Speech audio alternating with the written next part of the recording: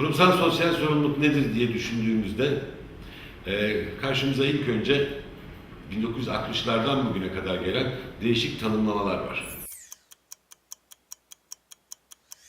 Ama biz bugünkü günlerde uluslararası alanda genel kabul görmüş tanıma size paylaşmak istiyoruz. Kurumların faaliyet gösterdiği alanda, ki bu alan hem coğrafi alan hem de konu alanı, etkileşim içinde oldukları paydaşlarını analiz etmelerini, olumsuz etkileşim içinde olduğu paydaşları için bir şeyler yapması şeklinde anlatılabilir bugün kurumsal sosyal sorumluluk. İçin içinde sorumluluk var. Paydaşları ve bu paydaşlara karşı olan sorumlulukları analiz ettiğimizde, listelediğimizde karşımıza yüzlerce sonuç çıkıyor. Bunları ise grupladığımız zaman 4 ana sorumlulukla karşı karşıya kalıyoruz. Birincisi kurumların ekonomik sorumlulukları, ikincisi hukuki sorumlulukları, üçüncüsü etik sorumlulukları, dördüncüsü sosyal sorumluluk.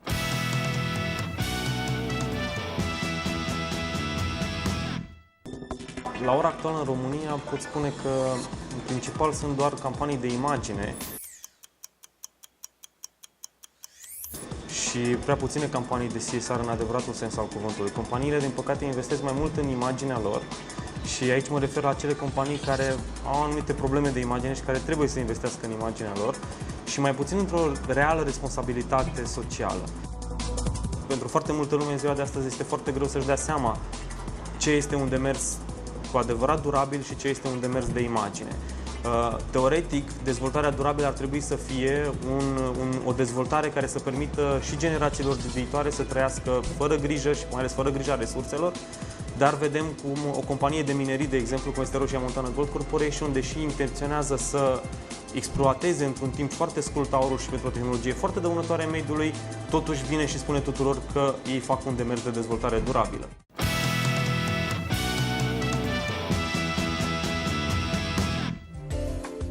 Small business can have, of course, a consciousness. It depends very much on how. Разбира се, че малкият бизнес може да има съвест, което много зависи от начина, по който компанията е управлявана. От това как планира развитието си, какви са целите й и начини на постигането им. В този смисъл тя е като всяка голяма компания, където отново нещата зависят от вътрешните политики. Начинът, по който функционира компанията, зависи от решенията, които се взимат вътре в нея. Всяка компания трябва да разбере, че е тук не само за да генерира печалба.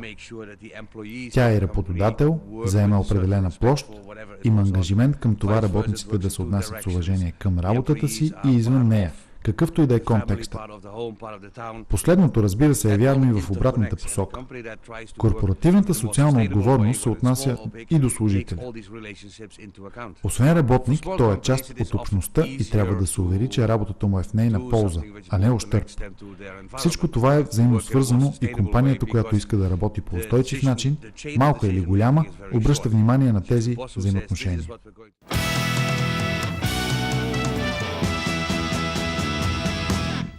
CSR-ul a apărut, cel puțin în România, sau pare a fi doar PR, însă din ce în ce mai mult se transformă într-o necesitate. Primul lucru care îmi vine în minte, sincer, e Banca Transilvania, cu Fundația Clujoare Suflet. Ei au fost, cred că, primii, cel puțin din regiune, care au dezvoltat un proiect din fonduri proprii și au făcut o fundație pe lângă companie, fundație care, să zicem, nu le era necesară din punct de vedere al imaginii, pentru că banca are fonduri suficiente ca să se promoveze.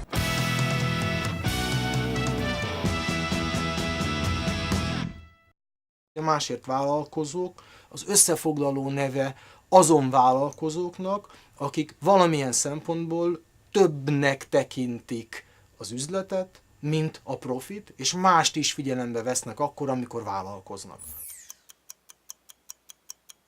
Hogy ez a más éppen pontosan az ő esetükben micsoda, honnan ered, és milyen motivációval vesznek részt az üzletben, ez nyilván a különböző kultúrából, a különböző gyakorlatból, háttérből jövőknek más és más lesz.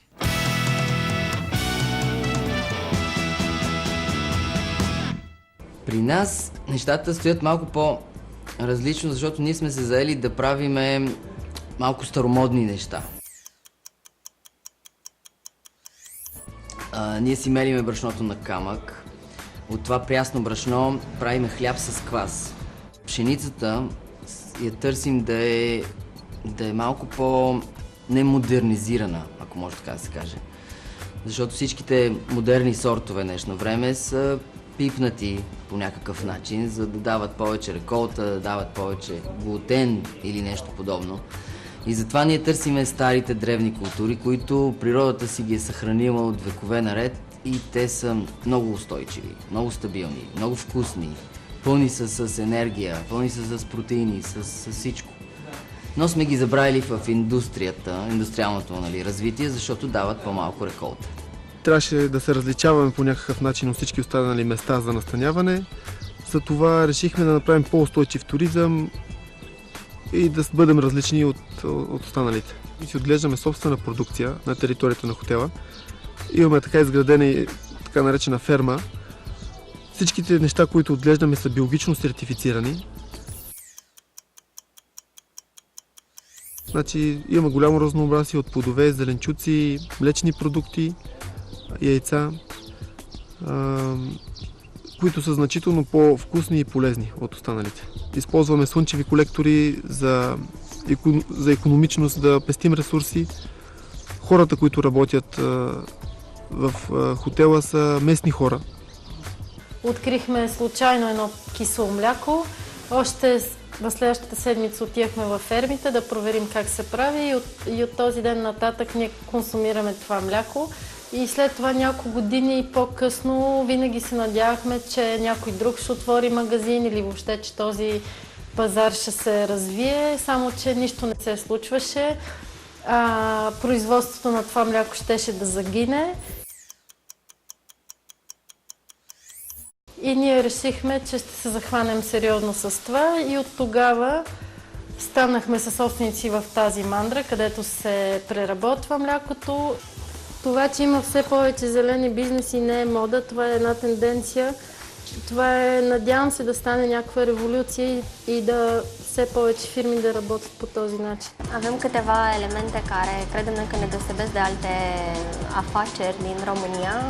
Noi am mers întotdeauna pe ideea să susținem o afacere etică.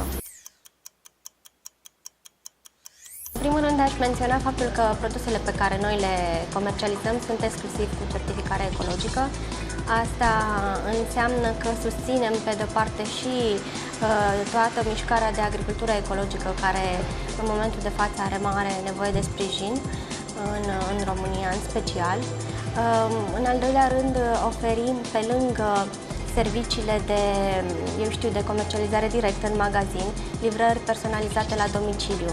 Iar aici aș menționa faptul că lucrând în strânsă legătură cu fermieri din zona adiacentă orașului, reușim să oferim prețuri promoționale și oarecum să întreținem, să punem bazele unei relații între consumator și fermier. Hát én nem tudom, hogy másért vállalkozók vagyunk-e. Én ezen soha nem gondolkodtam. A barátaim, ismerőseim mondták, hogy te másért vállalkozó vagy. És most, hogy már tudom, hogy másért vállalkozó vagyok, most már ezt a másságot, ezt nem szégyellem, sőt, büszkén vállalom. Mi is a profitra törekszünk, de a profitszerzés az csupán egy eszköz a céljaink eléréséhez. A célunk pedig az, hogy hasznos tagja legyünk a társadalomnak. Ha tehetem, akkor népszerűsítem Széchenyi Istvánnak azt a mondatát, amit a naplójában fogalmazott meg 1830-ban, hogy ott mennek jól a dolgok, ahol a szabó, a szappanfőző, a cukrász és mindenki más is meg van győződve arról, hogy az ő üzletén, az ő iparán fordul meg az ország sorsa.